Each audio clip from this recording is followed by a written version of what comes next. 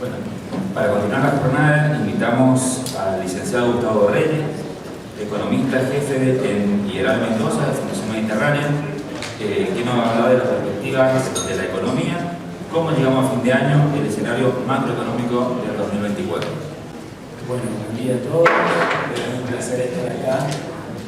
Muchísimas gracias por la invitación, un placer la vicegobernadora electa, la ministra, el subsecretario, ¿verdad? Un placer enorme. Siempre este ámbito, placer. Los conozco a algunos de ustedes, mi padre era médico, así que la verdad un placer estar acá. No exactamente lo que les voy a decir, es un placer estar acá, compartir cómo vemos un poco cómo termina este 2023 y lo que podemos esperar para el 2024, dada la enorme incertidumbre que hay. Bueno, yo siempre analizo un poquito cómo está el mundo y después la Argentina. Vamos a ser muy rápido en el tema del mundo, pero es muy importante siempre tenerlo en cuenta. No hay vez que nos haya ido muy mal sin que el mundo tenga que ver, ni tampoco al revés. Cuando nos ha ido muy bien en la Argentina ya no nos acordamos, lamentablemente, pero alguna vez sí nos fue bien, en el mundo ha ido también. Así que muy rápido cómo está el mundo. Miren, estos eran los pronósticos un poquito del mundo para este año y el año que viene, a mitad de año, cómo se veía. Fíjense, en 2023 casi todos salvo Asia, en casi todos los grupos que crecerían menos que el año pasado. Asia no, dado que, si se acuerdan, China tuvo un rebrote del COVID el año pasado, cerró todo, entonces la economía sufrió a fin del 2022 y este año es como que hubo un rebote. Pero, ¿qué dicen los numeritos ahora? Bueno, lo que dicen los numeritos ahora es que el año que viene, este año y el año que viene va a ser más o menos parecido a nivel general. Pero hay importantes diferencias, digamos, cuando uno ve los distintos bloques. Miren Estados Unidos, un poquito mejor, tanto para este año como para el año que viene. ¿Y eso por qué, digamos? Porque, sobre todo para el mundo, 2023 se crece menos que en el 2022. Bueno, básicamente el mundo tuvo un rebote inflacionario importante, eso es verdad, obviamente nada que ver con los niveles que tenemos nosotros. ¿Y qué hizo el mundo? Subió las tasas de interés, todos subieron las tasas de interés. Cuando sube la tasa de interés, el crecimiento obviamente baja un poquito. ¿Qué se está viendo en el mundo? Que está bajando la inflación, ¿sí? No tan rápido como se esperaba, sobre todo en Europa. En Estados Unidos está bajando más rápido, pero está bajando. Y esa es una muy buena señal. ¿Por qué? Porque ese aumento de las tasas de interés que se dio en casi todos los países, bueno, en algún momento, si la inflación sigue bajando, el año que viene se van a poder bajar. Y esa es la razón de por qué Estados Unidos es más optimista ahora. El crecimiento, fíjense, que lo que era hace 6 meses, pues la inflación ha bajado y bastante.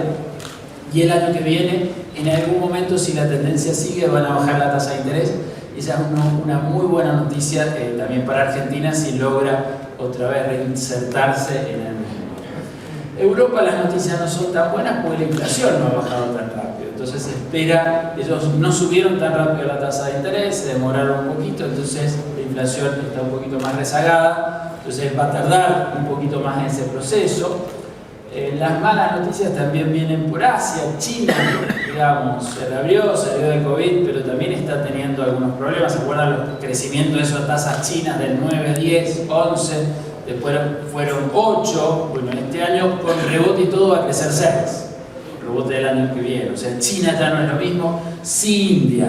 India es el nuevo China, diría yo. Pero bueno, obviamente el bloque va a crecer bastante. Y la otra buena noticia son los vecinos. O sea, Brasil va a crecer más, Chile va a crecer más, en ambos países, en casi toda América Latina, si bien todos tienen sus problemas políticos, no como los nuestros, pero también tienen sus líos políticos, la inflación está bajando, entonces se espera que baje un poquito la tasa de interés. Entonces, en resumen, no tenemos un mundo malo para el año que viene, ni mucho menos. Es verdad que va a crecer mucho menos de lo que estábamos acostumbrados antes de la pandemia, pero no es un mundo malo y esa es una muy buena noticia. Bueno, generalmente siempre cuando damos las charlas uno trata de ver cómo está la economía de la forma más objetiva posible y tratar de ver algunas luces para dar optimismo. Y generalmente uno pone el optimismo al final. Bueno, acá vamos a hacer al revés, digamos. Vamos a poner el optimismo al principio y bueno, vamos a ver después cómo terminamos, ¿sabes? Cuando uno mira algunas cosas objetivas, la verdad que hay buenas razones muy objetivas para pensar que podría ser un buen año el 2024. Este año es verdad que la cosecha en el agro fue malísima y perdimos muchísimos dólares. O sea, más de 20.000 millones de dólares perdimos por eso. Ahora miren el año que viene, estas son las cosas. Miren las barritas verdes respecto de las rojas, todas mucho más altas. Obviamente, si se normaliza un poquito, que todo el mundo apostaría que sí, un poco más, un poco menos, pero va a ser sin duda mejor que este año, va a haber más cosecha de la mayoría de las commodities que son muy relevantes para las exportaciones de Argentina. La mala noticia es que los precios de las commodities están cayendo, están en niveles buenos, pero no tan altos como veníamos, pero la idea es que no caigan demasiado. Y si uno ve, digamos, qué pesa más, si la mayor cosecha o los menores precios, sin duda la mayor cosecha, y habría entre 15.000 y 20.000 millones de dólares más por esto. La otra buena noticia viene de la parte energética. Las exportaciones están subiendo de energía, las importaciones están cayendo, la balanza comercial ya este año es positiva y el año que viene va a ser bastante más positiva, y si uno junta eso, la balanza comercial proyectada en conjunto, teniendo en cuenta esas cosas, pero además alguna recuperación de las importaciones de hoy, que hoy mencionaban, digamos, no se puede importar nada, bueno, normalizando eso, la verdad que deberían haber más dólares, y eso es una muy buena noticia. Al menos la oferta de dólares sería mayor. Lo que hay que trabajar es mayor certidumbre, cosa que la demanda de dólares no sea tan alta. Podemos tener más dólares, pero si seguimos teniendo pánico, claramente es un problema. Entonces, lo voy a tratar de desarrollar porque a pesar de estas dos muy buenas noticias, que tienen mucho que ver con la naturaleza, ¿por qué el mercado y por qué nosotros también estamos tan pesimistas, tan preocupados? Bueno, la razón son varias, las razones son varias. La situación actual, la magnitud de los problemas a resolver y enormes dudas sobre las políticas concretas que ejecutarán los candidatos. Recién la vicegobernadora electa decía, no han dicho nada de salud, no han dicho nada de muchas cosas, y de cosas concretas de economía tampoco. Entonces, la verdad que lo que más habían dicho, perdóname, ahí tengo la parte subjetiva, yo estoy en la Fundación Mediterránea, tuve algo que ver con el plan de Melconian, bueno, la candidata que había dicho un poquito más quedó afuera. Entonces, los otros dos, digamos, vamos a ver un poquito. Entonces, todo esto alimenta la enorme incertidumbre que hay hoy. Veamos muy rápido la situación actual. Todos sabemos qué es lo que pasa en la actividad económica en la calle. Si vemos eso en números, fíjense, esta es la caída de la pandemia, la economía se estancó. Mediados, fines del 2002, prácticamente estancada, y vino la sequía. Esta subidita de acá que duró 2 meses, plan platita, esto que conocemos todos, y fíjense, septiembre ya otra vez empezó a caer, digamos, magia no hay, dura poquito esas cosas. ¿Okay? La inflación por las nubes, el salto devaluatorio, digamos, en las 2 meses de inflaciones del 12 y 13%, como congelaron todo, probablemente octubre va a ser un poquito más bajo, parece un chiste de mal gusto, más bajo, inflación cercana al 10%, una locura. ¿Okay? ¿Y eso qué nos da? Pues congelaron todo, entonces noviembre y diciembre vamos a tener otro salto complicado.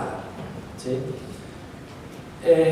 Están saliendo depósitos del sistema financiero en pesos, nominalmente no, porque si la gente saca pesos, compra dólares o compra bienes, bueno, alguien se queda con esos pesos. ¿Y esos pesos qué pasa al final?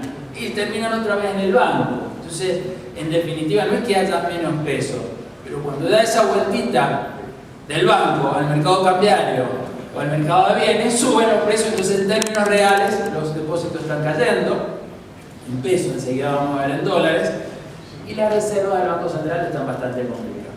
¿Okay? ¿Por qué nos interesa tanto las reservas del Banco Central? Por lo que hemos vivido. Bueno, por lo que veo son todas las chicas muy jóvenes, quizás algo se acuerdan de esto del año 2001, eran muy chiquitas todas las que están acá, algunos nos acordamos muy bien, digamos, dólar fijo, caída en las reservas y tarde o temprano explotó en el 2002, corralito, toda esa historia. ¿Okay? O sea que la dinámica de las reservas es muy complicada, pero pasó muchas veces esto en la Argentina. Pasó en el 75 en el Rodrigazo, miren la historia parecida, pasó en el 81 cuando explotó la tablita de Martínez de Oz, y pasó en la hiper del 89. La hiper del 89 obviamente la más virulenta, la tasa de inflación, fíjense, más o menos diciembre, enero teníamos una tasa de inflación como la que teníamos hace 3-4 meses, 8-9%, no 13% como tenemos ahora. En 6 meses pasó a ser 200 mensuales. ¿Okay?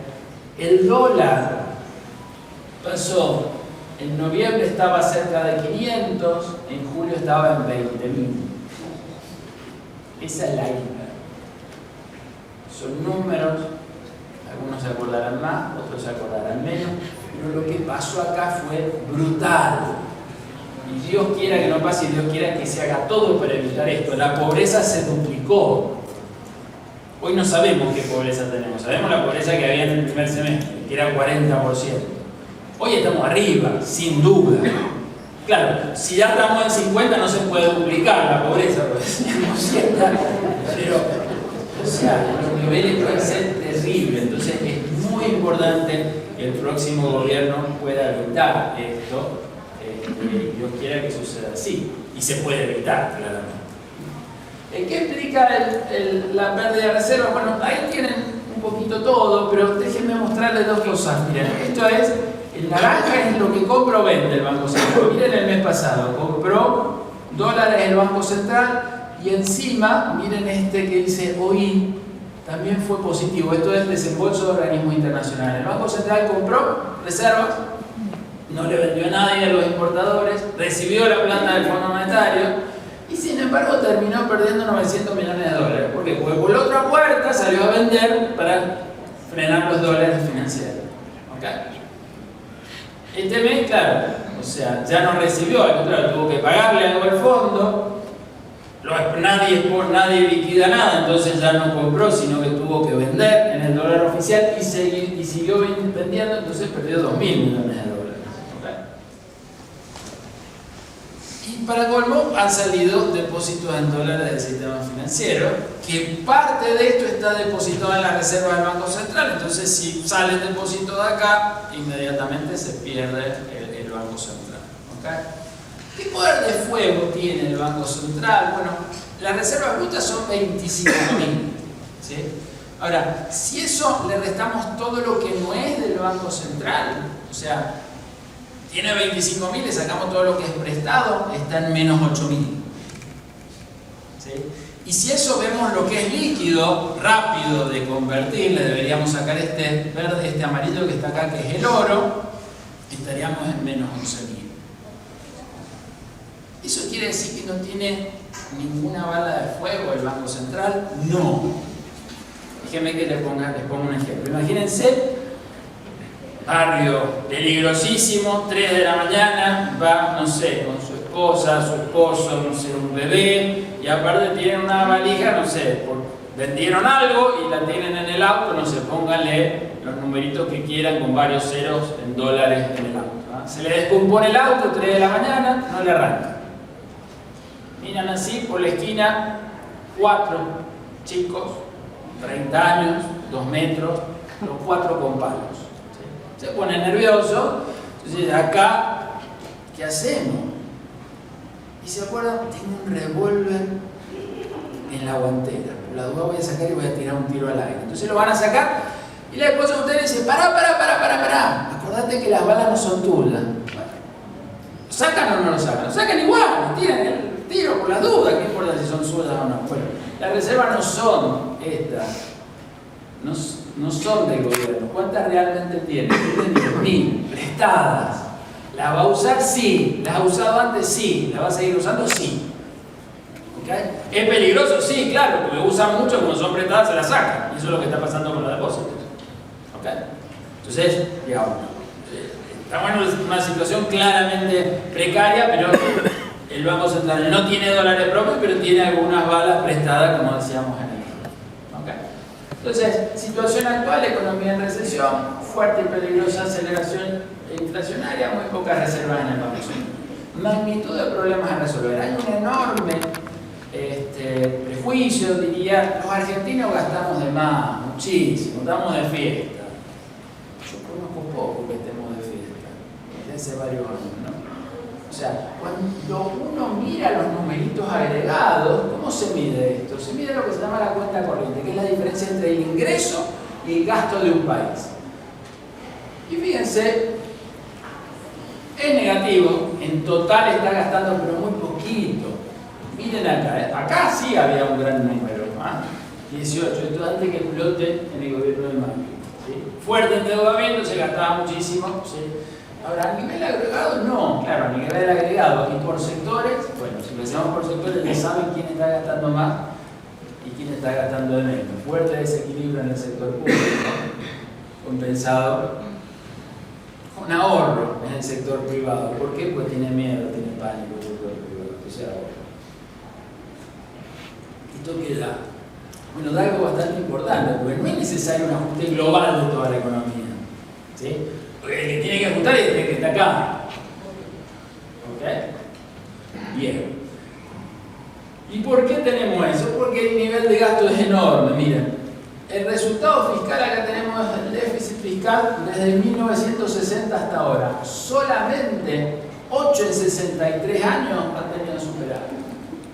Imagínense ustedes si en los últimos, no sé, 20, 30, 40 años han estado gastando de más. Ya estaríamos quebrados.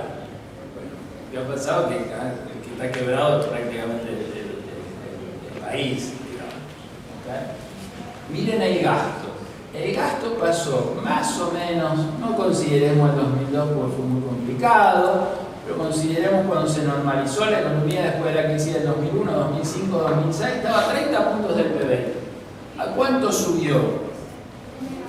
A 45, 46.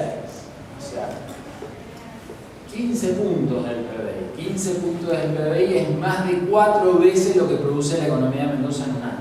Eso es lo que subió el gasto. Entonces, ¿cuánto se puede bajar de esto sin explosión? Con explosión, sí, es fácil. Miren la explosión del 2002, bajó 7 puntos. Una explosión con la del 2002 bajó 7 puntos. Bajar 15 puntos, como dice Milei, imposible. ¿Y sobre qué puede bajar el gobierno nacional? Y sobre este celeste, que es 23%. O sea, 15 puntos sobre 23, menos todavía. ¿Cuánto se puede bajar? Bueno, ahí tenemos el total, miren, la parte más grande es jubilaciones y gasto social. Después son todos distintos, muy rápidos, digamos. Acá hicimos una pequeña simulación de cuánto podría bajar. Fíjense, este pasa de 0,9 a 0,5, de 2,5 a 2,2, esto es 0, ¿sí? O sea, hay que bajar en todos lados. No tenemos un lugar enorme para bajar. Bueno, en lugares enormes es muy poco lo que se puede bajar. El gasto social, la ñoqui seguro que hay ñoqui, pero que también hay pobreza es enorme. Y jubilaciones, ya le vienen bajando a los jubilados hace bastante, entonces es muy difícil. O sea, esta es una, no la única. Una de las tareas enormes que hay que dar, y con la lupa. Y en la lupa uno va a encontrar muchísimas cosas para bajar. ¿Okay? Y eso permitiría un poquito revertir el déficit fiscal. Fíjense, este era el prometido del Fondo Monetario, este es el que se fue, y se fue antes del plan Platita. O sea que con el plan Platita llegó un poquito más. ¿Okay? Otro de los problemas que tenemos a resolver es enorme precio de precios relativos. Miren, acá tenemos desde que asumió Alberto Fernández hasta agosto. Ahí, cuando subió le pusimos 100. ¿Cuánto está el promedio de precios? 448, 450. Hay precios, el promedio está en 450. Hay precios que están en menos de 200. Ahí. El dólar oficial está en 3.66. Y hay otros que están esto en agosto. Si uno lo saca ahora, también. ¿Okay? Y hay otros precios que también muy caros, muy altos, ¿sabes? Que tienen que ver con temas de importaciones. ¿Sí? ¿Qué les quiero decir? Esto es imposible que siga. O sea, ¿qué tiene que pasar? Y esto que está acá se tiene que ir acá, y esto que está acá se tiene que ir acá. ¿Y cómo pasa eso con inflación? O sea, que el mejor de los programas económicos igual va a generar inflación. Okay. Sí, ya lo vamos a ver. ¿Qué pasa con el dólar? Bueno, empecemos por el oficial. ¿Sí? Miren, el año pasado estaba 20 puntos retrasado. Hicieron un salto evaluatorio en agosto era 2.80, si le poníamos ese 20 tendría que haber estado en 3.43, lo llevaron a 3.50, ¿sí? Y después lo fijaron, no cambió en septiembre, no cambió acá. Entonces, ¿qué es lo que pasó? Eso que se ganó ya se perdió totalmente. O sea, hoy estamos con un tipo de cambio más bajo que antes de agosto. ¿Qué es lo que vamos a tener? Noviembre, después de las elecciones, un día más, un día menos, diciembre, vamos a tener otro salto importante del tipo de cambio. ¿Okay? ¿Y el dólar blue cómo está? Bueno, miren, acá está la escalerita, ¿no? La conocemos todos, ayer un poquito menos, 9.80, entonces es más o menos la escalerita. Miren bien este gráfico, eso no sirve para nada. ¿Por qué no sirve para nada? Porque tenemos una inflación tan grande que eso no nos dice nada. Tenemos que sacarle la inflación para leerlo.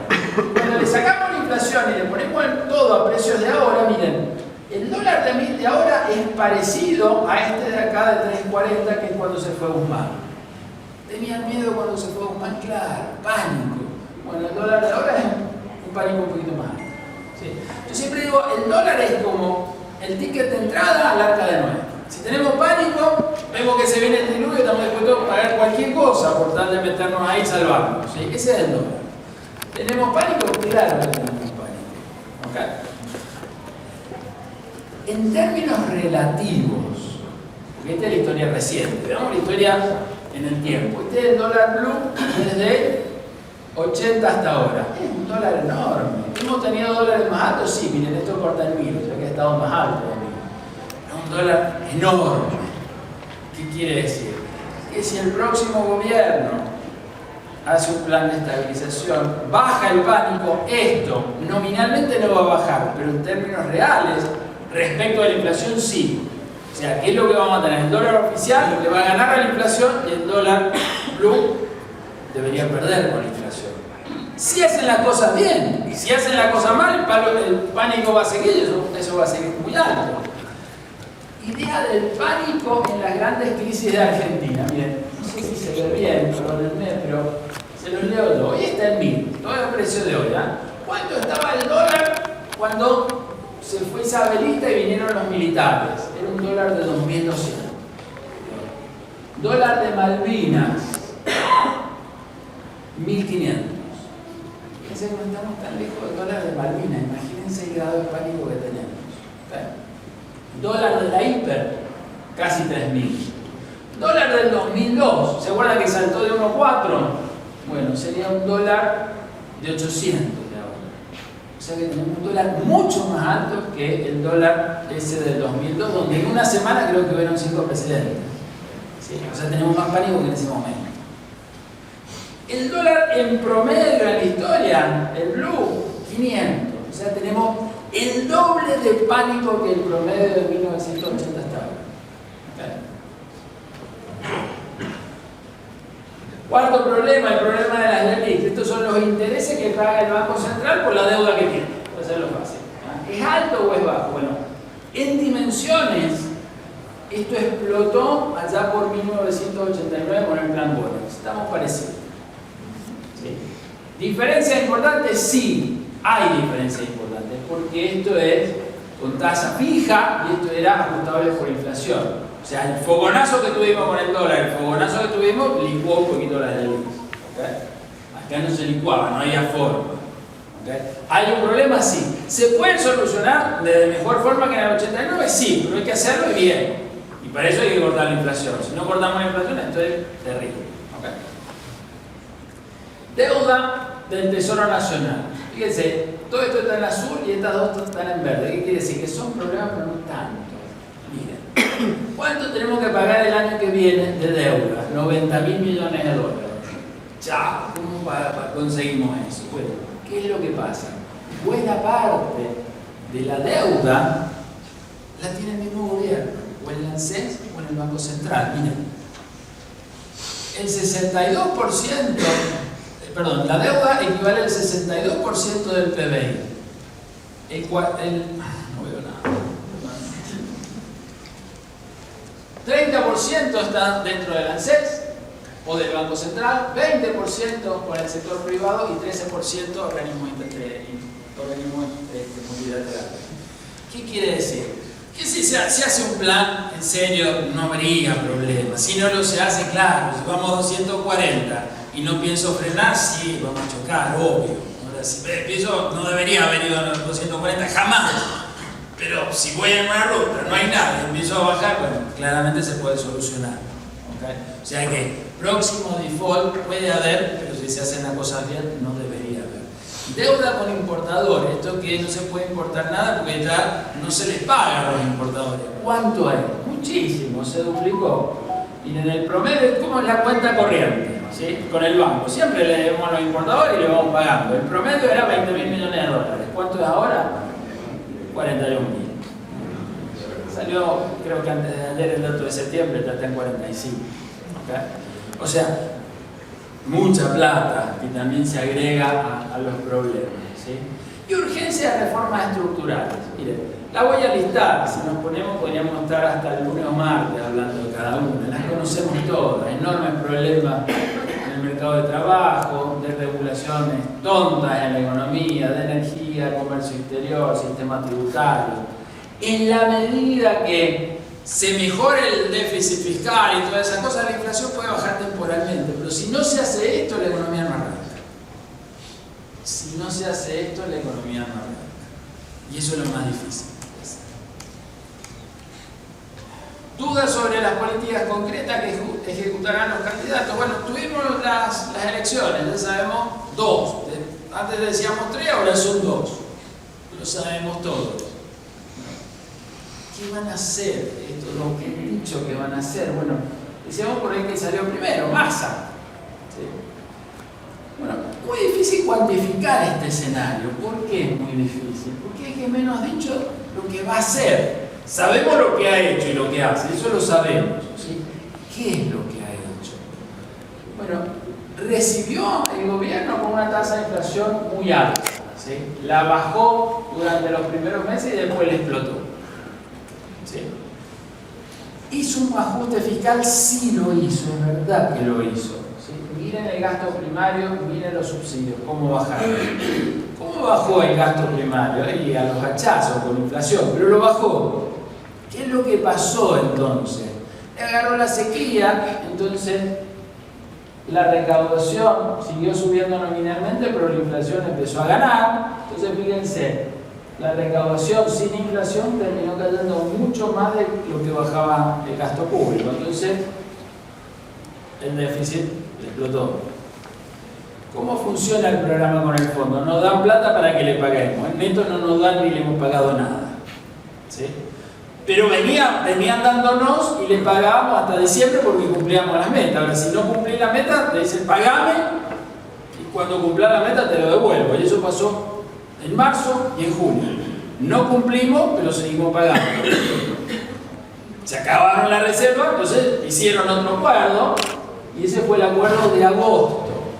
¿Qué prometieron? Y poner en caja esto que se le había ido. Agosto. Septiembre, hicieron todo lo contrario. Bajaron impuestos, subieron gastos y usaron impuestos futuros. O sea, hoy el programa no existe. Lo que pasa es que recién se va a discutir de nuevo, vienen a evaluarlo en noviembre. deben estar los del fondo, ¿no? Pero bueno.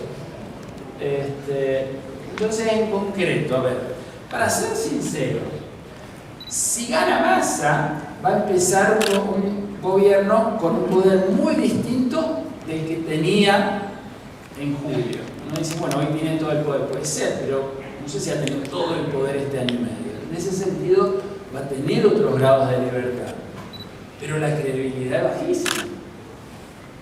Porque si la inflación explotó, por todas las cosas que han pasado, por los organismos internacionales, etc. Entonces, ¿cómo se hace para reducir la inflación? Bueno, la inflación tiene muchísimos componentes, ¿sí? Uno muy importante es lo que espera que vaya a pasar la gente. Si no tiene credibilidad es muy difícil bajar rápido las expectativas de inflación. ¿Okay? Y para bajarla, si nadie te cree, lo tenés que hacer a los hachazos. Entonces eso te genera más recesiones. Es el candidato que más complicado tiene. Haciendo las mismas cosas que otros, con la poca credibilidad la tiene más complicado y debería generar una baja en el nivel de actividad más alta. Por la misma credibilidad, seguramente es que van a tardar más en volver los capitales y la inversión.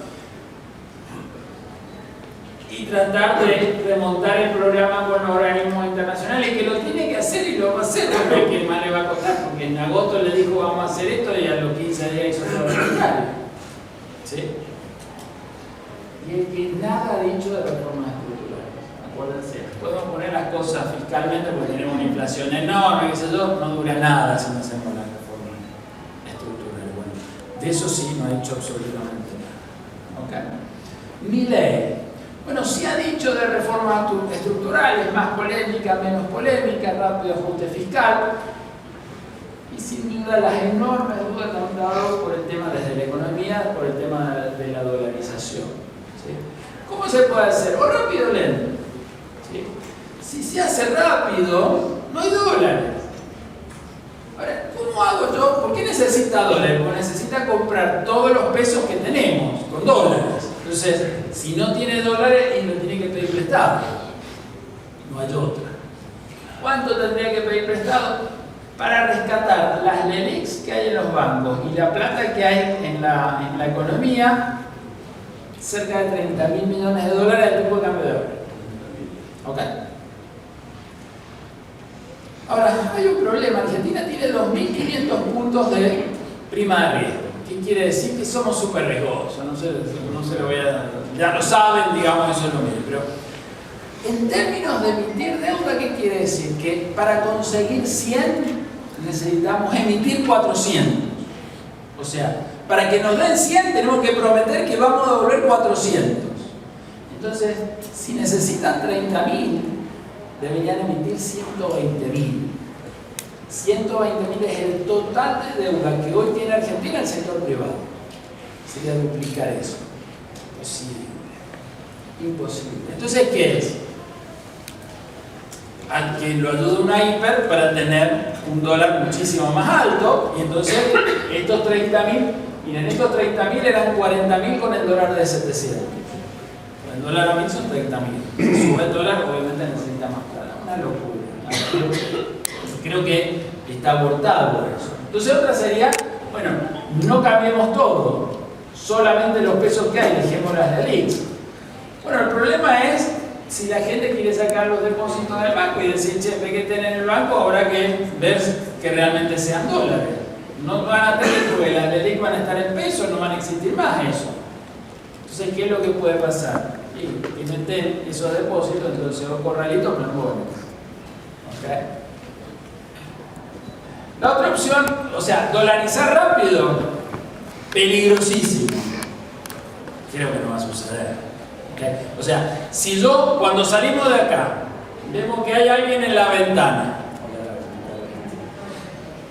vemos a alguien que está en la ventana, con la ventana abierta, uno que dice, está tomando aire, voy a esperar que salte. No, puede saltar, sí, pero esperemos que no salte. O sea, sería como saltar.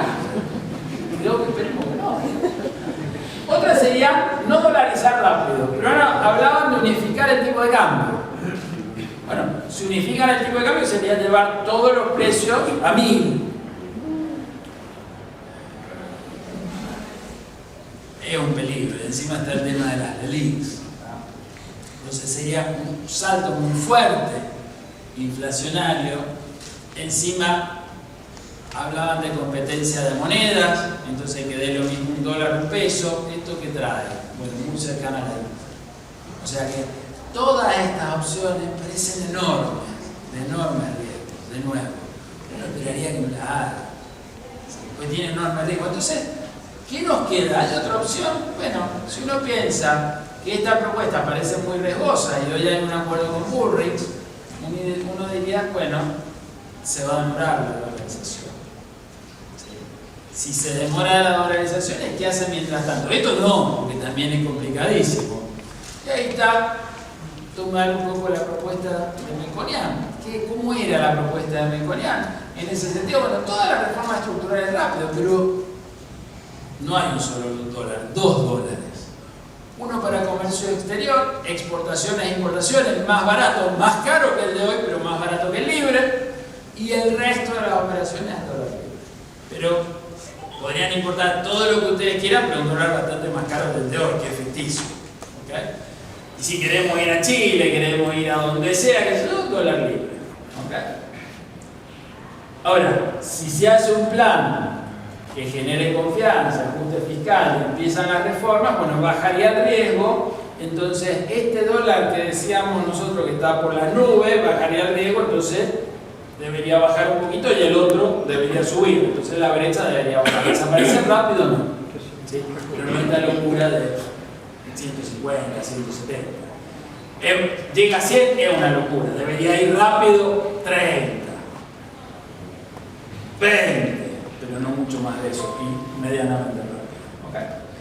Entonces, para ir terminando, ya entendemos las razones, cómo vemos que termina el 2023, caminando sobre la cornisa. Digamos, el tema reservas va a seguir siendo muy clave. La inflación, ¿en cuánto termina el año? 150, 170, 190. O sea, ¿va a bajar algo la inflación en octubre? Sí, porque está todo pisado. Noviembre, diciembre tenemos otro salto enorme. Eso lleva a estar muy cerquita de 190, diciembre contra diciembre. La actividad económica rebotó un poquito, pero miren lo que vemos cómo sigue, o sea, un escenario contractivo. En promedio la economía caería 3 puntos, pero fin de año estaría cayendo 5 puntos. ¿Okay? Y el dólar, miren, acá está el dólar oficial retrasado, ya está, este era en la devaluación, ya está más bajo que este. Miren la devaluación que esperan los mercados.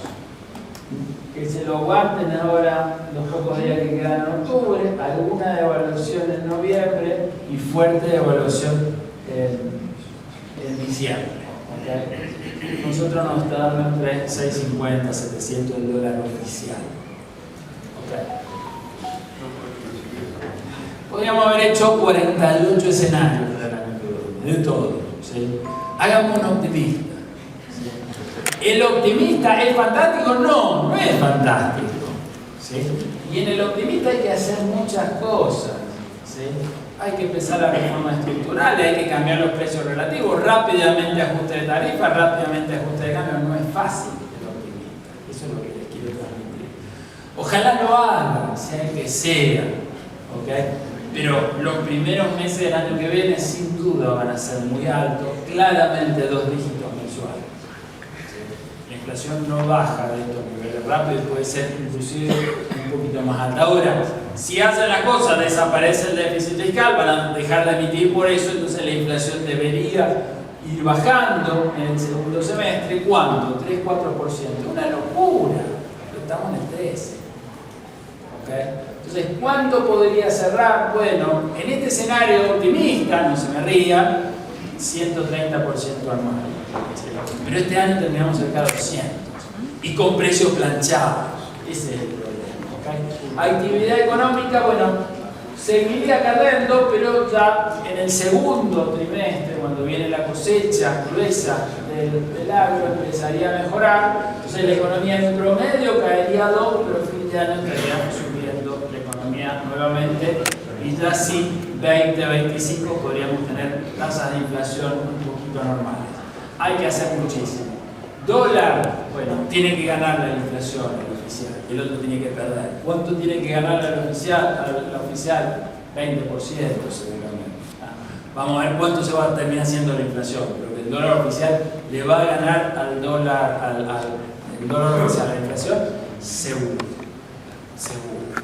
Que el dólar libre gane o pierda la inflación depende de lo que hagan. Si hay reformas estructurales, si hay confianza o no. Bueno, muchísimas gracias.